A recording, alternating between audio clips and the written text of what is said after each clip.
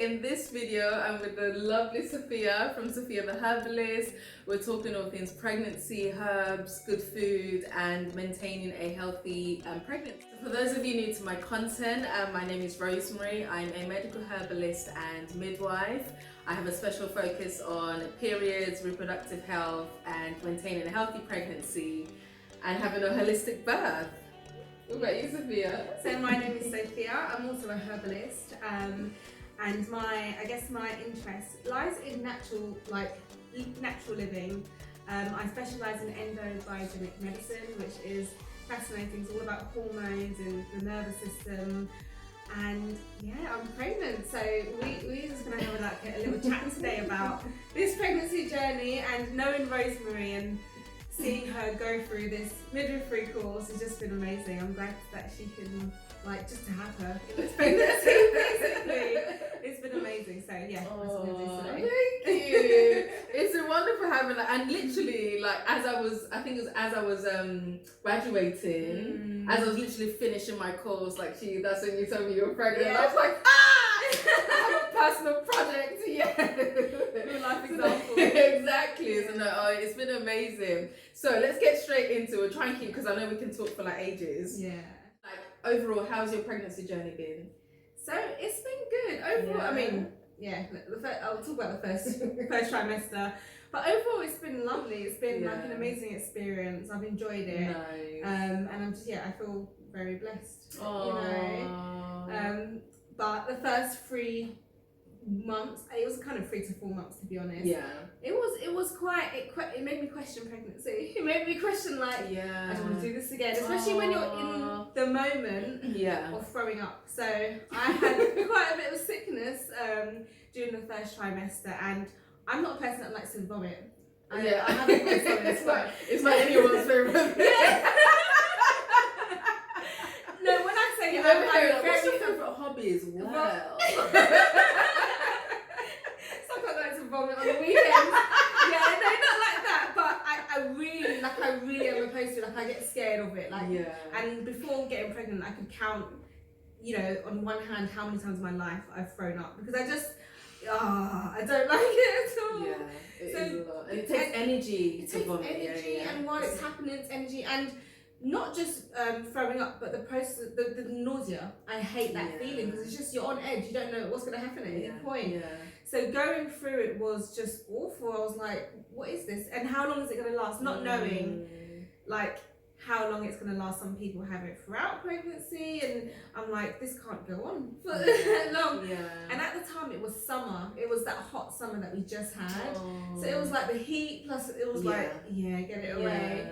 So on top of that, I couldn't actually eat greens. I mean, being a vegetarian, plant-based, that's the main part of your diet. And I went off vegetables. Really? I tried to eat it. There was one time that I cut some courgette, some nice courgette that a friend gave me from their farm, cut it up and seasoned it, roasted it. Oh, I just sat down. When you come to eat a good meal, I was eating it and I was just like, I'm feeling somehow. When your mouth starts salivating, it's like, no, something's not right, and I just threw it all up. It was that happened a few times with greens. Interesting. So that was weird, but that went. And was that during your first trimester? Yeah, first trimester. Okay. And it didn't go on the 3 month mark, because that's that's the day you're looking for. Yeah. But then within a couple of weeks, I just thought I don't really feel sick anymore. And I was like, thank you God, because it was And ever since then, it's been lovely. Yeah. So how pregnant are you actually? How far are you? So I am. What day is it today? Tuesday. So I'll be 38 weeks in 2 days. Really? Yeah. So I'm termed. She's fully termed. You come anytime. Anytime. Not now. Not on my good floor, Not now. But so I'm quite late in pregnancy now. Nice. Okay, and then in terms of what's helped you the most throughout the pregnancy? Do you know? So I think there's lots of little things. Yeah. So obviously I said in the initial stages I couldn't have greens. Yeah. And greens are so important, especially me knowing. So I didn't plan to get pregnant, by the way, and I've always thought when I got pregnant I would be really prepared and have all the information and stuff, and it wasn't. It was a shock. I was like, oh, okay. And normally I would be planning to prepare my body beforehand and all of that stuff, and that didn't happen. So I was already kind of, in my mind, I felt set back. I felt like I haven't done myself justice. I did feel kind of guilty. Down and guilty of that. I think I remember speaking to you about it. I felt a bit down, and I was like, on top of that, I can't eat vegetables. Like, that's the nutrients. You kind of feel like you're shortchanging yourself in a bit, right? And baby. Like, I thought that's not fair. But I just said, you can only do what you can do. And one of the herbs that really benefited me during the first trimester was nettle. Nettle is so amazing. I mean, I've admired nettle forever, but during this stage, I thought it's rich in iron, vitamin C. It's got so many minerals, and at this time, you're forming a baby, and that first trimester, you're knackered. Like I needed to nap during like meetings and stuff. I was so tired. Like I remember I was at a midwife appointment, and I was literally just falling asleep.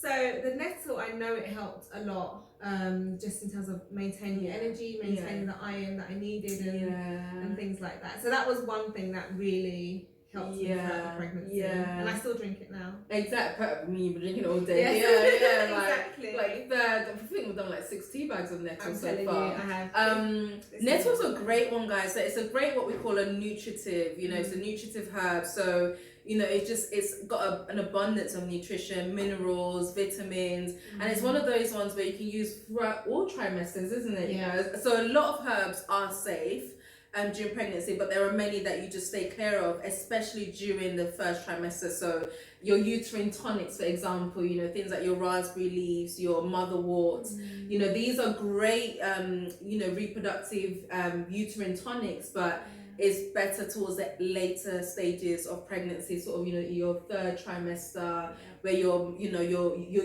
uterus is really getting ready and really getting prepared for that marathon, for that labor. But nettle is such it's a food. Herbs are essentially specialised foods. And there are some that, you can have sort of just throughout, and there are some you sort of stay away from until, the last sort of leg, if you will. But nettle's a great one, especially if you're anemic, please, add nettle to your arsenal. And, do your research on it and see, if it's one that would work for you. But nettle's a great one to have. That was my favourites. What didn't help you? Like, what was not useful? Like, not just anything. What I don't want to have long drives to work. Oh, that kind of stuff. Oh, anything. So, I mean, staying up. Like, I had to sleep basically when I needed to sleep, and not everyone experiences this, but I spoke to a couple women who have.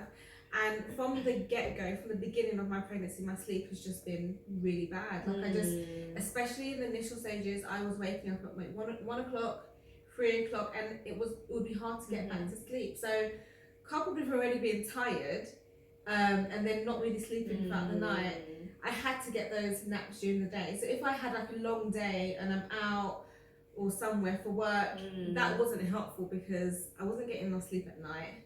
During the day, I needed to nap.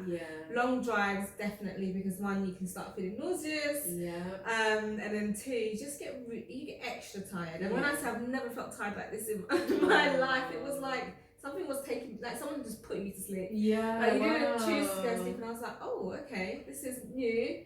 But the naps helped. They really helped. Don't be afraid to nap, guys. Oh yeah. I would say just nap when your body needs to nap.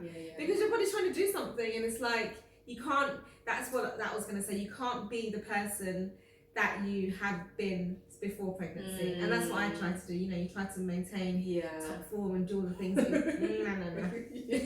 Listen to your body. Don't fight it. Just keep going with the flow. Oh, nice. Okay. But what cravings did you have? Okay, so chicken and fish. Really? And I haven't had chicken and fish since 2010.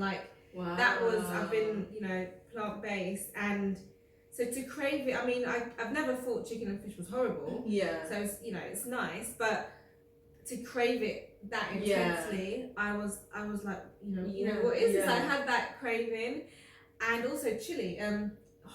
anything hot Yeah. foods. Yeah. So it's funny because before my periods, I would always get the craving for chili. spicy food. Even though I love spicy food anyway, but it would intensify before my period. But obviously, at this point, my period didn't come. You know, baby came. So yeah, that intense craving for spicy foods has just been maintained throughout. Oh, interesting. You've even obviously experienced it today. Yeah. So it's just been like, I tried to kind of tame it at times, but the spicy food has been nice. an intense craving. Nice. And is it like, can you eat like just chilies like on its own, like Scotch bonnet? Oh no. So I mean, I love Scotch bonnet. I put it in foods, and I can make Scotch bonnet sauce. But to eat a Scotch bonnet, I think that's just it's not nice for your tongue. No. Not just like that. Okay. And what would you say are like 3 of your top herbs that you would recommend during pregnancy? So nettle, obviously, that's one of them. Another one is slippery elm, because another thing that when you're pregnant, I don't know if everybody gets it, but a lot of women get it. It's heartburn, because essentially your organs are just squashed. So yeah, I've just been really experiencing heartburn, especially during the later stages, and your stomach is also squashed. So having like you want to have more like a bigger meal, and if you go overboard, then that acid is just going to come up, especially when you lay down at night. So slippery elm is amazing. I mean, I always prescribe it to clients, and I've never really had use of it myself, so I've never experienced heartburn like that. And the heartburn wasn't so bad until one night, the other night, it woke me up. I woke up and I sat up, and I sat up for a few minutes, and it kind of went. As soon as I laid down, it came back again, so I was like, I have to get up. It was 2 a.m. in the morning, and I was reluctant to go downstairs in the cold kitchen and make anything. But I said, this has to be done, otherwise I'm not going to sleep. So I just made some. So I put a spoonful of slippery elm in some water, let it sit for a few minutes, and then just kind of like drunk that. It becomes very mucilaginous. It's got a lot of mucilage in there, so it really just coats and soothes your whole kind of like the lining, and it just worked a treat. And I was able to in half an hour go back to bed and lay down, and it didn't bother me. So slippery elm is amazing. I definitely recommend that's on hand. And if you can't get slippery elm, because sometimes it is a bit hard to get hold of these days, I would say marshmallow root. Meadow sweet's well, but marshmallow root is really good, because it gives you that same mucilage. And you can just make it throughout the day. So you can make a cold, kind of infusion. Yeah, you just pop is it because you're using the roots, aren't you? Exactly. The marshmallow root, and you pop it in not like freezing cold water, just room temperature water, and leave it for a few hours, and then you'll start to see that water get really viscous and thick. And that's going to be the beauty for your whole mucus lining. So and also on that point, speaking of things that are like mucilaginous, or it has this demulcent action in the body. So when we talk about herbal actions, it's kind of like it just moves things. So one of the things that especially I see on the ward that slows down labor is constipation. So guys, that's something you need to like really try and just be aware of, that constipation can make your labor long, aside from just making your pregnancy just difficult anyway, because you're carrying extra load, and then you've got extra load that's not it's just not a nice feeling. So I would definitely say eat foods that are rich in fiber, try and get a birthing ball so that you can you're constantly moving and just keeping things supple and mobile, and just improving that circulation in the body, and in the hips as well, and in your pelvis.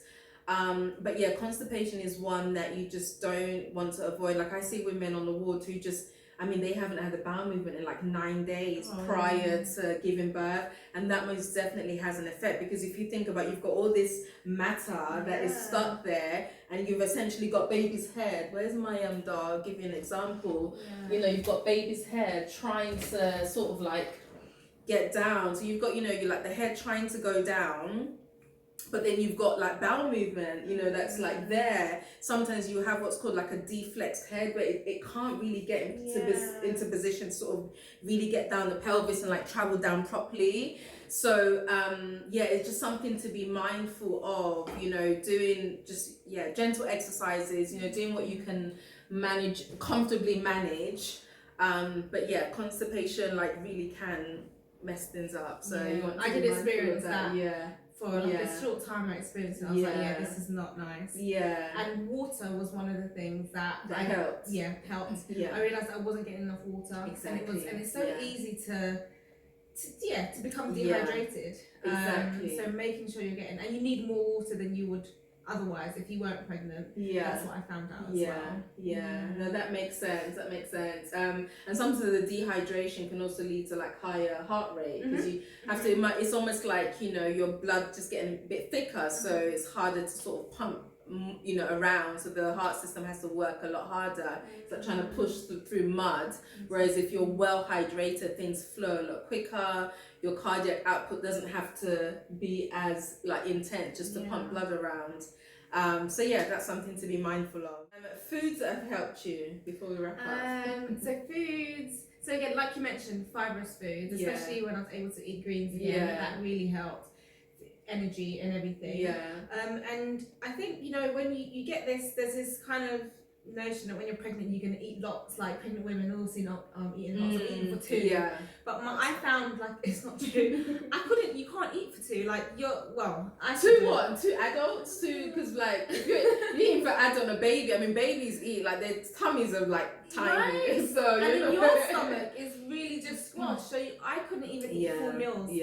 I couldn't eat a lot. So that really even kind of prompted me to have more nutrient dense food. So it's not that you're eating more, maybe a bit more in the last trimester. It's not that you're necessarily eating more, but you're eating more nutrients. You need more nutrients.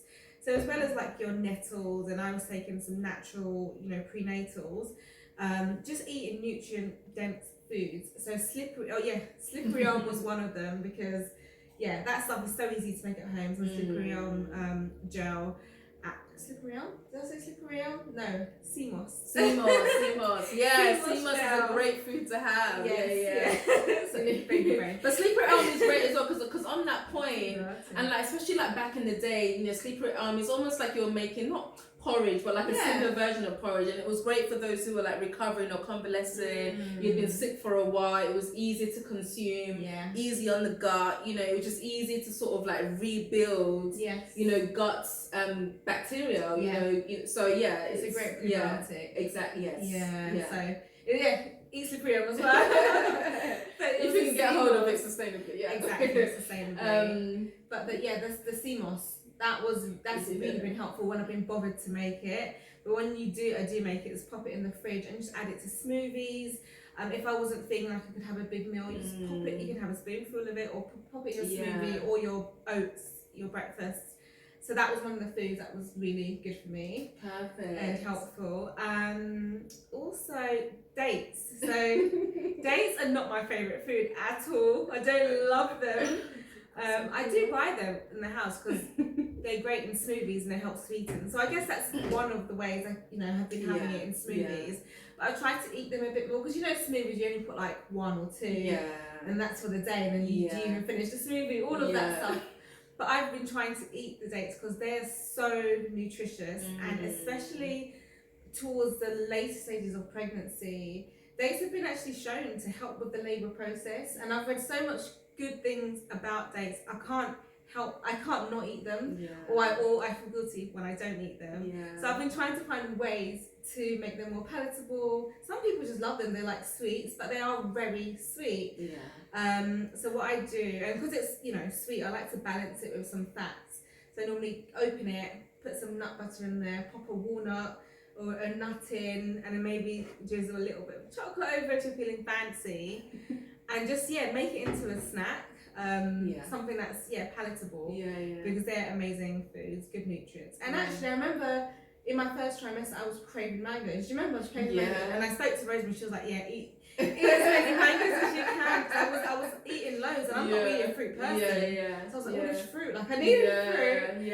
And mangoes are great uterine tonic as well. And it's like, you know, all these fruits that are like shaped, almost like wombs, you know, shape. Your avocados, I'm just looking at like the fruit bowl there. Mangoes are great. And so even like for period pains as well, you know, it's rich in magnesium. So magnesium is a muscle relaxant. So these are foods that help to just kind of relax and tone the muscle. You need magnesium for so many processes that happen in the body, chemical processes. So it's great, you know, and studies show girls and women who are, you know, who have dysmenorrhea, so period pains, are severely deficient in magnesium. So from periods to pregnancy, I would say, you know, eat foods that are rich in magnesium for sure. Definitely. Yeah, I would say. And then birthing ball, I would say, has that helped as well? So exercise, coming on to exercise. Yeah, so I've been trying with the exercise. Do you know what? My pregnancy hasn't been my dream ideal pregnancy. I haven't done everything as I would have loved to. It's been a really busy time for me. So busy. But the little things that I can do, I just try to do as often as possible, and I don't beat myself up when I can't do them. But definitely like movement, I've been reading so much and speaking to Rosemary about the importance of movement. And actually towards the end of pregnancy, you're not very comfortable in chairs and normal like work desk chairs anyway, and the ball is actually the most comfortable. So when I'm like sometimes sitting down in the living room or I'm at my desk, I just like get rid of the chair and put the ball there, and it's actually a bit more comfortable. And that movement like of the hips, because you're constantly moving, it's like you get into a position that you're not in one position for too long. That's causing kind of pressure or some soreness, so you're just kind of constantly moving. And I know that's really preparing the way for baby to come. For sure. And the ball also encourages a more forward leaning position, which is what we recommend. So sometimes, again, you know, when babies don't get in the right position, and sometimes it's because women have been like laying back a lot or slouching a lot, you're sat at the desk maybe all day, and so it doesn't create the opportunity or the space for baby to like rotate and get in the right position. So if you imagine, like, the head is the heaviest part of the body, so sometimes you have, you know, if we're not in the right position, babies don't turn properly. But if you're like more forward leaning, it encourages the head to come forward. So like on the birthing ball, when you're forward, you know, your back is more forward, your back is more straight, and your hips, your pelvis are more forward. It encourages the head to get in the right position, and the back to sort of like, so your baby's more cephalic, head down, rather than like sort of just different. If you're sort of slouched, you know, it will kind of encourage the baby to not get in the right position. So forward leaning encourages the head to sort of come down and get into the right slot in the pelvis as well. So that's very important. This is my resus that I used to practice neonatal resus. So it's not like a doll I play with. Perfect. Okay, last you mentioned nettle, then marshmallow, and then slippery elm. But raspberry leaf. You mentioned it, but that's been like my friend, especially during this last time. Perfect. Because raspberry leaf is it's an amazing uterine tonic. A lot of people think you just drink it during labour, but it being a tonic, you know, it's something that you have over time to help tone and kind of rich and and it's been like shown, like, and a lot of people have told me their experience like having red raspberry leaf, maybe in one pregnancy and not having it in another, that their experience with red raspberry leaf was just, it made the contractions more effective, which meant they kind of, I guess, laboured more efficiently. And I'm like, I definitely want that kind of labour. So I've been having the raspberry leaf, and I know it's a great nutritive as well, similar to nettle. It's got loads of vitamins and minerals and stuff. So that's been, nettle and raspberry leaf have been like my go-to infusions. Perfect. And again with raspberry leaf, because it's a uterine tonic, So you want to stay clear of it in the first trimester, isn't it? Because that's the formative stage. The zygote or the fertilized egg is still being embedded or implanting in the endometrium. So you want to not take anything that will sort of rock or disturb. So like really bitter herbs or laxatives, anything that will sort of cause peristalsis or create too much movement. You want to stay clear of it during the first trimester. You mentioned like it's not been your ideal pregnancy. Do you know what, like when is it normally, because you can prepare but I always say like the things that got you like pregnant or got you fertile enough to get pregnant, it's like your body was obviously in a right enough stage. Because what would happen, especially for women who experience a lot of like miscarriages, sometimes the body's just like in a flight mode, and it's like you're in a chronic state of stress and adrenal exhaustion, and your body's like, well, if we don't have enough resources to sustain you, how are we going to sustain another human being? So it will pick and it will get rid of the one it doesn't sort of need to sustain. And sometimes that is what's happening with with a miscarriage. So it's to say sort of like, don't be discouraged if that's happened or that's been your history. Sometimes the body's just not in the right state of a well nutritioned body. It doesn't have the resources. Look into sort of supporting yourself, supporting your body, your mind first before thinking or planning for pregnancy. But like in your case, I know like you felt a bit guilty. Can I say, like in the beginning, you're like, oh no, this is not what I planned. But it's like, even up to now, sometimes I feel like these 9 months I haven't done everything that I thought I would have done. Yeah, but it's okay, and you have to think like sometimes like even our foremothers had even less than us, and they worked right up until like Labor Day, literally, and then but they were strong, and because the foods that were in their cupboards anyway were enough to sustain them, and I would say, knowing you may not feel, but knowing you, I know that you were eating at least enough to have a healthy womb, a healthy pregnancy. Yes, you would have had like crappy days, but that's everyone. That's honestly everyone. Like, and trust me, like I see a myriad of different types of diet profiles in a hospital. I mean, there are like all sorts you see, and they've managed to maintain their pregnancy. So I'm saying it to everyone's gonna have a different experience. Don't knock yourself down. Just like start wherever you are, and just think, okay, whether you want to just drink more water that day, like that's an improvement. Whether you want to just go for a 10-minute walk and get some air, like that's a step forward. So yeah, don't knock yourself down. Thank you. But yeah, it's been so lovely talking to you. I'm like, we're gonna stop because like time is like going. Where can people find you if they want to get you can find me on Instagram, so it's at Sophia the Herbalist. I've also got a YouTube channel which is Sophia the Herbalist, and my website sophiatheherbalist.com. So yeah, and I will be kind of sharing some of these stuff in a bit more detail on my Instagram soon, so do keep a look out. Perfect. Thank you so much for tuning in, and for myself as well, houseofrosemary.com, same on IG, House of Rosemary. Feel free to comment, tell us what you liked about this video, subscribe, what is it, don't forget to rate, comment and subscribe, whatever the saying goes. Sorry, I'm not a YouTuber, I'm like rarely on here, but I'm like, Sophia came to visit, I couldn't not use the opportunity to like talk about pregnancy and herbs, so yeah, it was great. I'm okay, I'm not choking, I'm not just like... yeah, it's been great. We're gonna finish our tea, and yeah, take care guys. Take care. Bye.